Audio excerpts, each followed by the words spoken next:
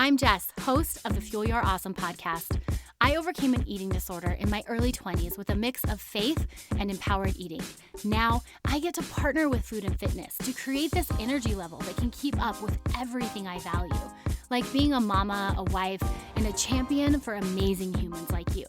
The best part, we are flipping the script on what aging healthy looks like, embracing grit, grace, and contagious confidence. Here, nutrition science meets mindset glow-ups to create a health approach that amplifies every area of your life. I have always believed health should be a launching pad, not a glass ceiling, and I'm here to help you make that shift too.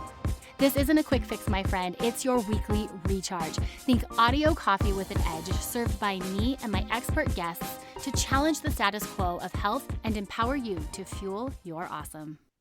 Hey, welcome back to the For the Love of series. This month, we are hitting on different topics for the love of it. And this topic today is for the love of resilience.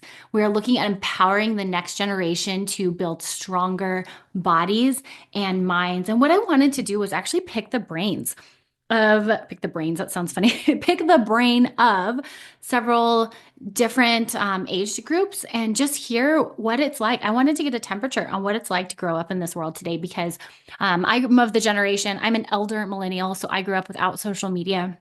I think Facebook came out my senior year of college when it was exclusive to just colleges still. And so it was new. We weren't taking a lot of pictures because our cell phones were flip phones at that time. They didn't take great pics. But yeah, it was just a different world. And the world the girls are growing up in, not just the girls, the boys too, is so different. So I had some assumptions about what this generation is facing. And I have to say, I assumed a few things wrong. So I'm so grateful for this episode to get a better idea of what it's like, because the reality is we as moms and aunts and leaders, we are working on ourselves. And I think in healing ourselves, it's the best gift we can give the next generation, the best thing we can do, because we're going to show them. And really the millennial generation is the transition generation. We grew up seeing the internet come to life and then social media. And so I'm like, we're just a big experiment, and lots has happened in our world. And I think we have a responsibility to heal so that we can give our best to the next generation. So enjoy these two interviews. One is a junior in high school. The other is a 25-year-old working out in the world on her own, making her name and her space in the world. So two different perspectives, but both give a lot of insight on what it's like to grow up in this social media driven world and how this impacts body image. Taylor, I'm so excited to talk to you. Oh, I'm so excited. Thank you for having me. You and I, so we just discovered we've known each other for 5 years now. Yeah. You've watched me grow up a little bit, which is crazy to think about. It's crazy. I always thought you were mature, but yeah, so you're 25 now. I'm 25 now. And our journey has always intersected around faith and around helping people with healing their relationship with food and their body. And so for this specific topic, I really wanted to talk to you about what it's like for you growing up in this world, in this generation, because gosh, the world y'all grew up in is even so different from mine and the one our kids are growing up now in now. Yeah. It's so different. Yeah. So yeah, I just kind of want to dive in. But yeah. Okay, I want to start though, because we're going to talk about a lot of the problems and how hard it is. I want to start on a positive note, just because that's how I roll sometimes. Yeah, I love that. Can you just introduce yourself and share one thing that you actually do love about yourself? Yeah. Well, my name is Taylor, like we discussed. I'm 25. I moved to Albuquerque when I was 12 years old, and I left for college, and then I moved back, and that's around the time that we met. I would say one thing that I love about myself is just how resilient I've become, and I know that that's a big topic for you and what you've been talking about, but that is a big testimony for me in my life and where I've come, and I'm really proud of that. That is something to be very proud of. That's awesome. Now, let's just dive right in. Okay, let's do it. If you had to rate your relationship with your body, how's it going? I would say like a number scale. Yeah, let's do numbers. Okay. Like so 10 being awesome. Okay. And 0 being blech. Yeah. I'd say currently 8.5. Oh. And I say that with a disclaimer, it has not always been that way. And it took a lot of healing and a lot of work on my part to get there. Mm-hmm. And I also want to say, too, like, I am a human, so it doesn't always stay at 8.5. Like, there are days where I don't necessarily like what I see in the mirror, but I've come to a place where I'm always thankful. So when I met... And that helps. I love that. When I met you at 20... Yeah. What would you have rated your relationship at that point? Oh, like a 5. Oh, shoot. Maybe a 6. Okay, so talk to me a little bit about how you got from a 5. Mm-hmm. Well, actually, let's take it back a little bit farther. Mm-hmm. Why do you think you were at a 5?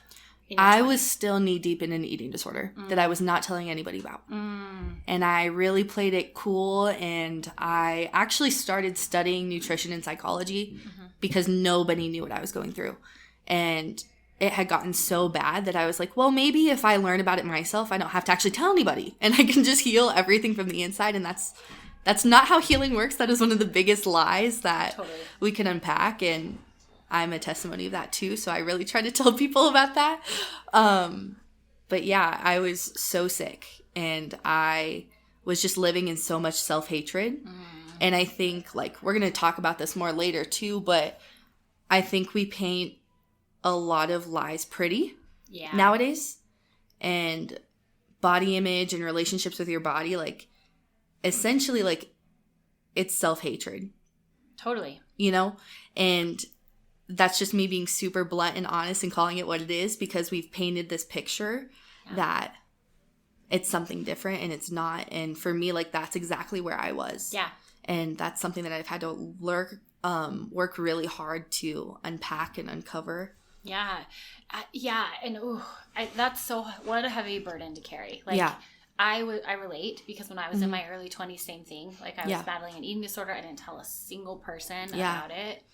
And I mean, how many women do you think in that age bracket fit that pattern? Oh, so many. Right? Why are we so afraid to talk about it? Why were you afraid to talk about it? I think there's just so much judgment. And you think so? 100% I do. And I really think it kind of relates to all of the lies that we're surrounded by. And there's just so much shame hidden in everything. Like, there is so much perfectionism that we try to hit and we try to relate to. And with that, like, when you're not meeting the boundary line of perfect, you're carrying all the shame because you can't measure up. I have to be honest with you. I didn't expect you to say that. Oh. I'm having a moment here. I'm sorry. Well, I guess I wondered if I remember those feelings. And I think in my early 20s, I remember struggling so much with that and not telling anyone, and the perfectionism and feeling like I didn't measure up to anything and comparing myself. I guess I wondered if social media the general narrative talks about mental health so much more. And I know your generation has grown up with a different capacity for mental health. I guess I was hoping there was more space for y'all to... But it sounds like there's not. No. And I think it comes with, like with social media, like, yes, you can have that one side of things too, but then we factor in Photoshop and using all of these other tools. Like, what you're seeing most of the time is not always true. Like, you think about videos you post on TikTok or YouTube, like, you can edit out the bad parts. Yeah. So you're not seeing that. You're literally seeing highlight reels. And I think when you're so caught up in comparison and you already are sitting in a place where you hate the body you live in and you don't like yourself genuinely, and you're surrounded by all this comparison, like, it's easy to look and for that to just increase even more without even realizing it. Yeah, it's more subconscious. I can see that. Absolutely. Oh, all right. So we got a beast we're up against. Oh, yeah. With social media. For sure.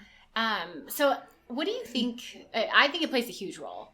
How do you see it shaping beauty standards? I mean, obviously it's creating lies, right? Like, these are imperfection, or we're not seeing realities. We're seeing highlight reels. Is there any other ways or aspects you think it's impacting or shaping the way the next generation sees themselves? I think all across the board. I think it can stem just from, like, seeing another person's selfie, or seeing, like, them going on this trip or this family and seeing family dynamics. I think there's insecurity all across the board. Yeah. And I think that's just the world we live in now. Like, Granted, I can't compare to when you grew up because I wasn't. I literally didn't around. I didn't have social media. Yeah. It's wild to me. Yeah. So I think like any area where there's a slight insecurity, it's now magnified because you're seeing it so much everywhere. Mm-hmm. So if you're not careful, then it's hard to be able to recognize that it's a lie and it's a standard that you're never going to meet. Shoot. Okay. So what are we going to do about this? I really believe if we can get it right and we can start just like being honest about it and calling things what they are and teaching the next generation, raising our kids up right, then things are going to change. Yeah. But that's the thing about revival. You actually have to want the revival to see a revival. And if we stay stuck and we think that, oh, this is okay, we can stay here, things are never going to change. Yeah. But it comes from more people wanting better. Do you think, when I hear that, what comes to my mind immediately is like expanding the idea of how we define beauty? Because I think in order for there to be revival in the body image world specifically, we have to expand how we define beautiful. Yes. And we have to start defining beauty based on how people make us feel, how the energy they carry into a room. Yes. How willing do you think the younger generation is to do that? Like, what's the temperature on that? I feel like they're more willing now than ever before. Cool. And I think it's because things are starting to change. But then again, we have to factor in like what they're being fed, right? Yeah. Like things that they're being taught in school and things that they're being fed nutrition-wise and psychologically. Like they're not always truth-based, right? So I think we have a generation that actually is hungry and wants better for themselves because they can feel it. Like they're not blind. Yeah. They can feel that. But it's where are we going to lead them? What are we going to feed them to help them grow? Oh, I just feel that. So I do a lot of talks with like athletes, high school athletes, middle school athletes. Yeah. And it's always so interesting because I think you're so right. Like their questions reflect what you just said. When they ask questions about what to eat and how to fuel their bodies and like what's a healthy body weight, they reflect exactly what you just said. But what's interesting is oftentimes the adults of the room then throw me these questions, and they're really interesting. I think they're really well-intended questions, but you can tell they're questions from a generation who was taught differently about food and body. 100%. They're asking like, how do I make sure my child doesn't gain weight? Yes. And how do I make sure my child doesn't eat all this bad food? Like that's how the questions are being pitched to me. Yeah. So it's so interesting. So like I get the really innocent questions from the kiddos, and then the how do I make sure my kid doesn't eat McDonald's? Can you talk about what happens when you eat McDonald's or too much McDonald's? And I'm going, really? We're still there? We're still stuck. Yeah.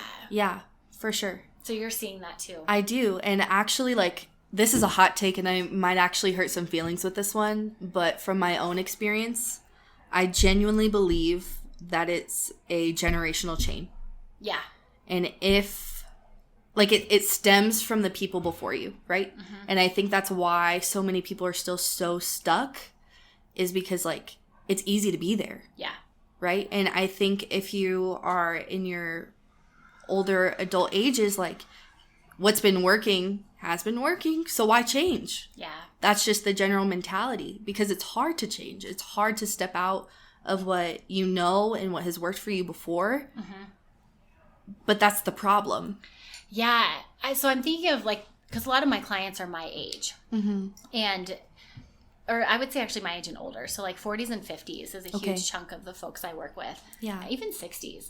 And it's almost like my generation's trying to reconcile the change, but with our experience in the world. And like our experience has been that beauty is defined as thinner is better. I hate that. I know. It's so frustrating. But that's the reality that they've grown up with and we've grown up with. And so, but you're right. In order to change and give the best to the next generation, we have to challenge our own definitions. So what's interesting is, like, I know you and I both have a heart for helping the next generation. Yes. But I'm almost feeling like this conversation, we can't stop. We have to help this generation too. Well, that's the thing that I think I've learned about working with the next generation is it doesn't stop with them, but it never started with them either. Yeah. So I think to help them, you have to go to the level before them. Yeah. And you have to kind of try to reshape the minds of not just the ones who are growing up. Because they can recognize the truth already. Like, they are good at that. They are so quick to call out fakeness in any situation. Whereas that's hard for adults. Like, if you aren't seeing the proper colors, like, you're not going to see them. Yeah. You know? So I think by helping the older generation, you then help the younger generation too. It's a ripple effect. Yes. Yeah, and I can say it's something, I mean, it's still a work in progress for me. You know, I feel if I were to rate my body image right now, I mean, I honestly have a great body image because I think I've removed so much of my identity from my body. Yes. Now, that's not to say I might struggle if something happened. Like, if I got in a car accident that changed something, I might have to revisit some of my foundation. Or another baby. Baby? Yeah, something, big things. Things change it. Yeah. But I think, you know, I'm thinking of, like, how I still struggle with some of those same, like, rhythms in other areas of my life. Whereas, like, I'll get on social media. I may not compare bodies to other women, but I'll compare lifestyles for sure. For sure. So, yeah, I think I say that, like, all that to say, when we say we have work to do in this realm in my generation, I'm like, I say it because I'm like, we have work to do, but also, like, you're not alone. If you're listening to this going, I'm one of those that struggles. Girl, we all struggle. We've all either been there or it's just morphed into something else. And I think that's part of the journey, is just knowing where our demons lie and figuring out how to reroute them or confront them. For sure. That's the scary part, is actually, like, confronting them and knowing that it can end with you. Like, that is not a cycle that has to keep being a cycle. Like, you can be the change, and you can say, no, this is enough. My kids are not going to be affected by this anymore. I love that. That's so good. I love that. Okay, so, man, we could talk all day. Yes. We really could. I want to wrap this up with just a simple question, Taylor. Okay. If you could tell all women one thing about body confidence, what would it be?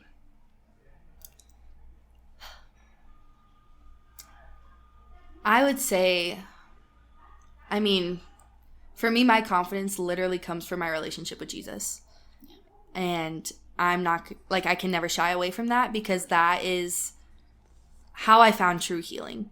Without my relationship with Jesus, I would still be stuck in an eating disorder for sure. But I think the biggest thing for me that I've had to learn is that God never created us to look like the people we want to be like. He created us to look like us. Yeah. And because of that, we're beautiful, right? Like, I can't sit here and say that I believe in a perfect Savior who died for me and who shed his blood on the cross for me, and still believe that he made a mistake in putting me in a body that I hate. Yeah. Right? Like, that's hypocrisy. Like, you can't have that. Exactly. So for me, in learning, like, because of my Savior and because I know my God, and he can't make a mistake, and he makes the trees and the flowers and the ocean and the mountains and all of these things that are beautiful in their own ways. He made humans in the same way, but we were made in his image. That's the most beautiful thing about us. And I think, I don't know, just being able to step away from, you don't have to look like a picture perfect version of yourself to be considered beautiful. Like, that's healing too. And that's how I found freedom. And yeah. It's so beautiful. I mean, it's truly finding your identity in your case, your faith and your creator, and that you were made in his image, as opposed to, like, what is the current trend, right? Yes. Like, you're finding identity in a deeper source, which is just, it's so powerful. So since coming to this realization, how do you feel like it's impacted how you carry yourself and how others perceive you? Have you noticed any changes? I have. And I think just the way that I carry myself, like, I'm not constantly looking for approval anymore.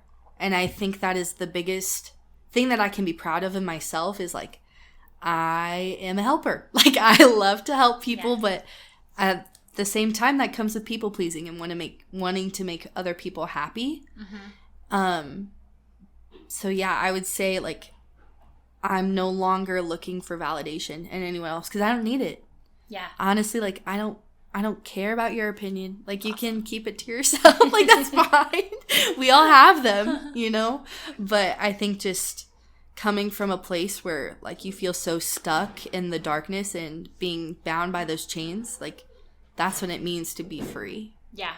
That's so good. That's so good. I would imagine too, just to put it in even like physical terms, I bet you walk differently into a room. I bet you do. I'm going to pay attention now. You're like, Jess is watching me. My postures. Your posture is different. I mean, there is something to be said, and I've seen this over and over in women who do come to this place of healing with their body and seeing that beauty is defined in such diverse ways. They carry themselves differently. And then what's cool, and you touched on this, when they carry themselves differently, they enter relationships and conversations in a different, more like open-handed way. And like you said, you're a helper. And I guarantee that when you now walk into a room, because you know who you are, and your goal is to not be the prettiest girl when you walk in the room, your goal is like, how can I help? Yeah. Like, exactly. How does that change how people react to you? It's very different because I think, I love that you asked me this question because I think that's also a big problem with this generation too, is like they're looking to be the prettiest girl in the room or to be, some of them are, yeah, you know what I mean? And to me, like, that's never going to be important because you could be the prettiest girl on the face of the earth and have the ugliest heart.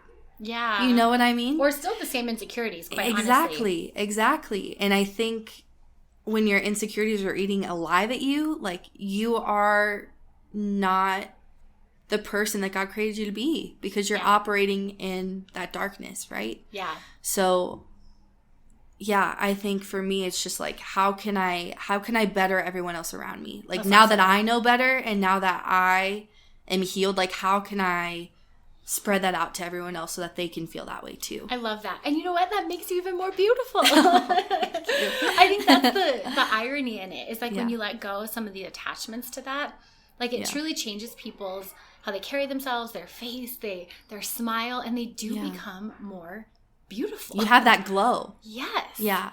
That beauty glow that like cannot be defined by a size. Oh, it's so cool. It's so cool. Well, we're getting ready to do some really cool stuff. Oh, I'm so excited. I know. So I have not talked about this on the podcast at all yet, but we just kind of wanted to drop like an initial intro because this is coming down the pipeline, but we opened a nonprofit. Yes. It's so crazy. And we are slowly but surely building resources for parents and teens on healing their relationship with food and body image, because we do think TikTok is the educator right now, which oh my gosh. I got a video this morning. Somebody said, "Is this true?" And it was a video of like bugs on chips. Yeah. No. It's like, no, it's not true. No. Stop it. But there's so much fear out there. And so we're pulling together some of these resources. So you're going to be hearing more from me and from Taylor in the coming months about that. And we are going to have just a link in the show notes if you guys want to have more information on how to get involved or how to support really this new ministry that we're opening up. I'm so excited. I can't even begin to like put it into words.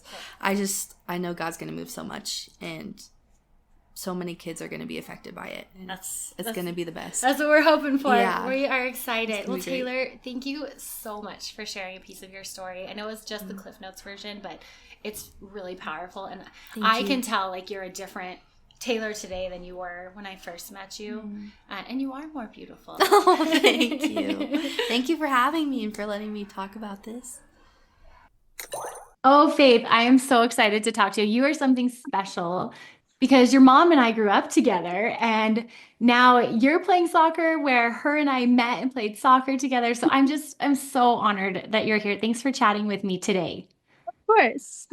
Now, because I know you, I mean, I've known you since you were a baby, but if people listening don't, so can you just like briefly introduce yourself? And then we're going to talk about body image, which is kind of a tough topic. So I want to know one thing you do like about yourself to start. So tell me who you are and one thing you like about yourself. Okay, well, I'm Faith Healy. I'm a junior in high school. I play soccer. I don't know what else. One thing I really do like about myself, I always get compliments on my eyes. I really love my eyes. They're so pretty. You do have gorgeous eyes. Thank you. You you have gorgeous eyes and hair, and you're a humble soccer player, but you're actually, I'm just gonna say it for everyone, you're an amazing soccer player. Thank you. Okay, so I wanted to talk with you today because today's episode is really about how the next generation is feeling about body and their body image. And Mhm.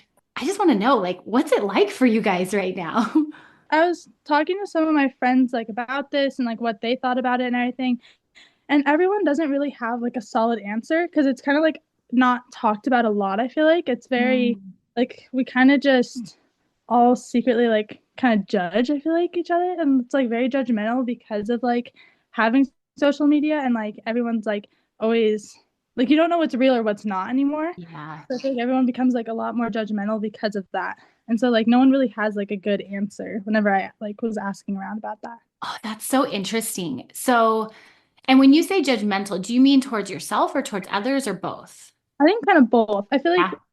people get like judgmental, they're very judgmental on themselves, and then if they get like kind of more jealous towards other people, if they have something that they want or Oh. something, then they become judgmental towards them. You're telling me it's not talked about. It's so interesting. So I interviewed another gal, she's in her Mhm. 20s, and she Okay. said the same thing. She said people aren't talking about it. And you know, I guess I was hoping y'all were talking about it more because mental health is something people are talking more about these days. So I figured this was also being talked about, but it sounds like it's not. Not really, no.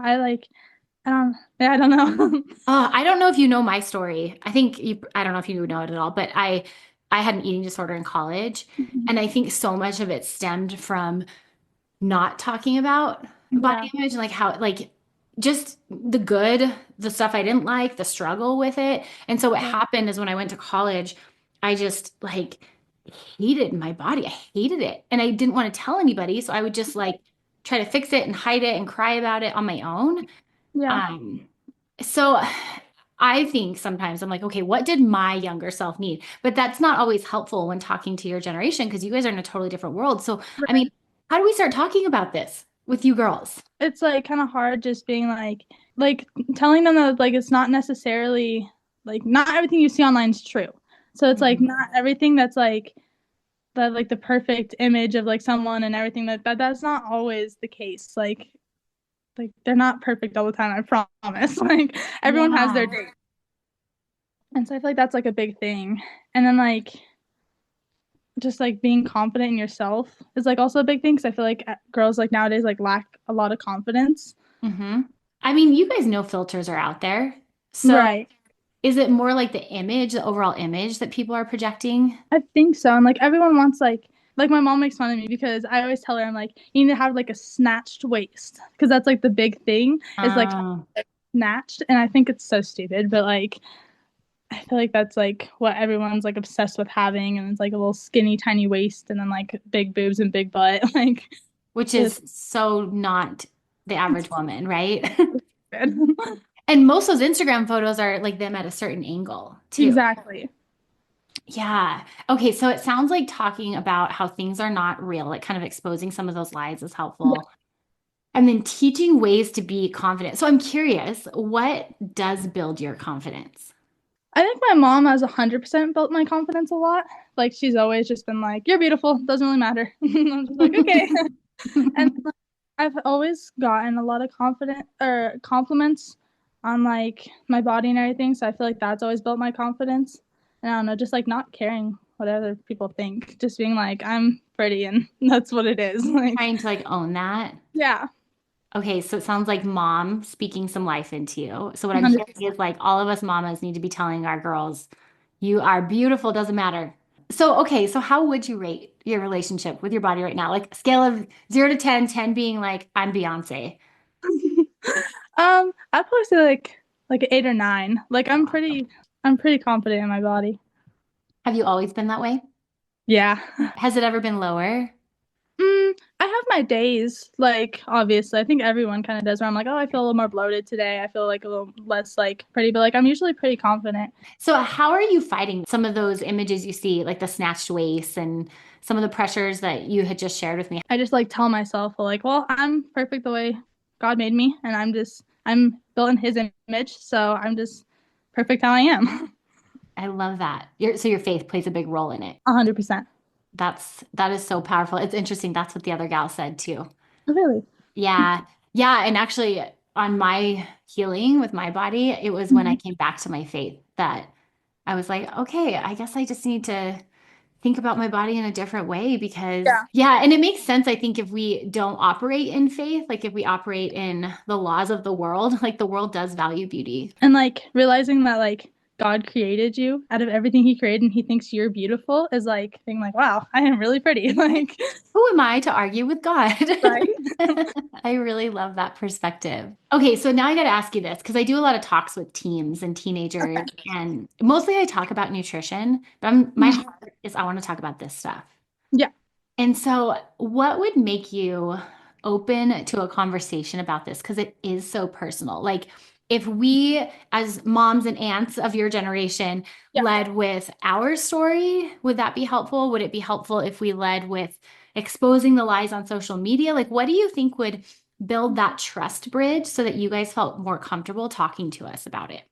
I think starting with like your story would be good because I feel like that makes it like open to like it's not just you guys who are struggling with this. This is also something that we've struggled with. And Mhm. then like going on to then the lies of like social media would be good too. Noted. And I'm going to take that. And I know there's lots of mamas listening and they're going to take that. That's really good advice. Okay, I got one more question for you, Faith. If you could Okay. tell all your friends, so let's do your age group, all your Mhm. friends, one thing about their body and confidence, what would you tell Mhm. them? That God made you perfect and that you are absolutely beautiful and that don't focus more on what your body looks like and focus on what it's doing for you and like how much like what everything that your body does for you and how much it like works for you. That's so good. If you think if they did that and listened to that, how do you think things would change? What would be different? I think everyone would be a lot more confident in themselves. Yeah, and if women were more confident, watch out, world. Right?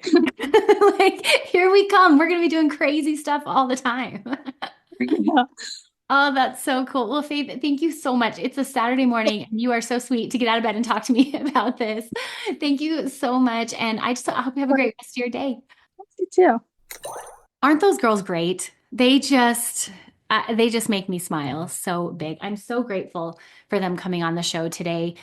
Couple things that really stood out with these two interviews. Number one, clearly I had a misconception and assumed this stuff was being talked about more in their generation. Mental health has become less taboo than when I was growing up and when my parents were growing up. But the reality is, they're still not talking about it.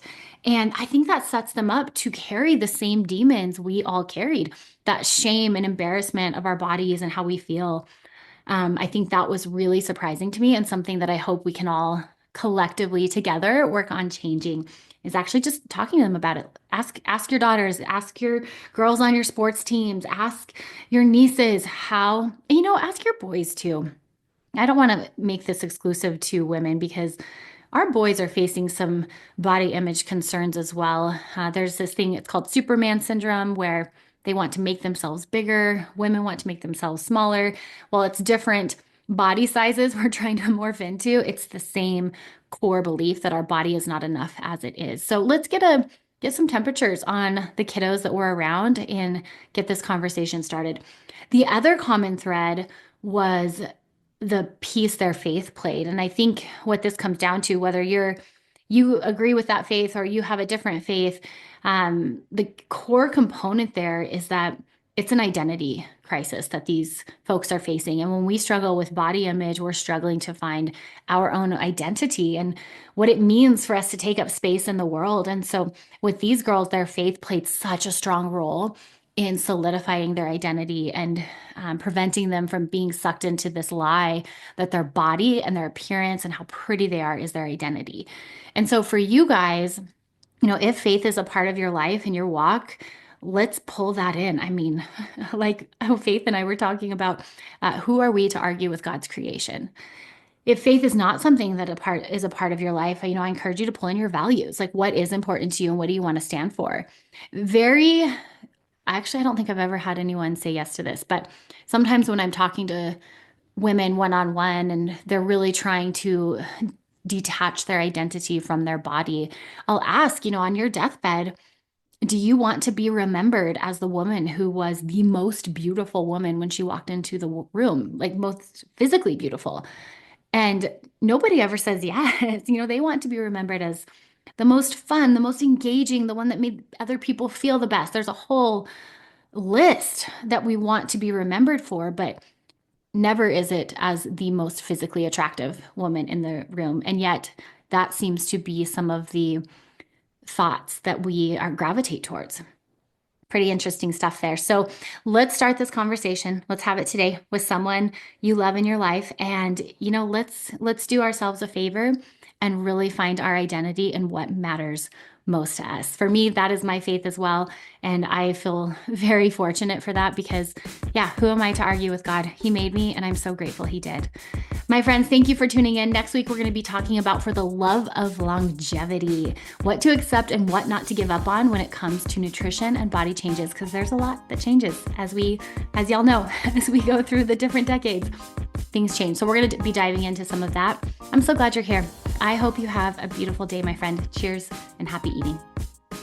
I am so glad you stopped by. I know you're leaving today with so much insight, but let's make it actionable. Take a moment right now to choose one key takeaway and write it down. Putting it in writing is the first step to making it happen. And remember, it's small, consistent changes that spark the biggest health transformation. If you're ready to dive in deeper into empowered eating, check out the show notes for free resources and details on how to connect with me and the Empowered Eating team. If today's episode lit a spark, my friend, I'd be so grateful if you'd share the love. Leave a review and tag me on social media at Jess Brown RD. By spreading the message, it helps us reach even more people who need empowered eating in their life. And don't forget to hit that subscribe button so you're always in the loop. Until next time, my friend, I hope you have a beautiful day. Cheers and happy eating.